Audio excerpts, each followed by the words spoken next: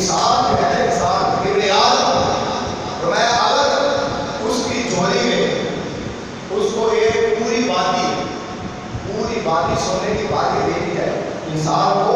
ایک پوری باتی سونے کی باتی دے دی جائے، وہ کہے گا میرے پاس ایک دوسری باتی ہونی چاہیے۔ ایک باتی مل جائے، تیروں کے ڈھیر مل جائے، وہ کہے گا ایک باتی اور ہونی چاہیے۔ جب اس کو دوسری باتی دی جائے گی، وہ کہے گا تیسری باتی ہونی چاہیے۔ یہ حدیث سے بخاری شریف کی، وہ کہے گا ایک تیسری باتی ہونی چاہیے۔ لہٰذا اس کو جتنی بھی سننے سے بات کر باتیاں دے دو گے، اس کا پیٹ نہیں بڑھے گا۔ آقا علیہ السلام نے فرمایا اس کا پیٹ صرف بڑھے گا تو یہ زمین کی مٹی بڑھے گی، جب وہ مٹی میں جائے گا تب اس کا پیٹ بھرے گا۔ لہٰذا فرمایا کہ سنو، جو اللہ سے توبہ کرتے ہیں، جو اللہ سے توبہ کرتے ہیں، اللہ ان کی توبہ کو قبول کرتا ہے۔ اس کا تعلق اس کے ساتھ اس لیے بیان کیا کہ یا تو اس کے پیٹ کو مٹی بھرے گی، دنیا کے مال اللہ نہیں بڑھ سکے گا،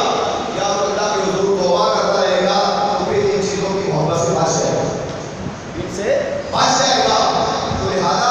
یہ بات انسان کے پاس جتنا بھی ہوگا، اگر وہ ہزاروں میں ہے تو کہے گا میں لاکھوں میں ہوں، اگر وہ لاکھ پتی ہے تو کہے گا کروڑ پتی بات کروں،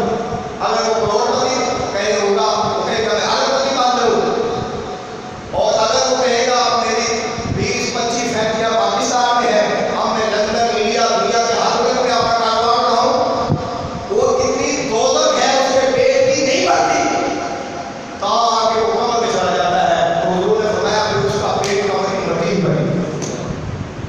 ساری دنیا اس کے پاس آ جائے، جو دنیا دار ہوگا،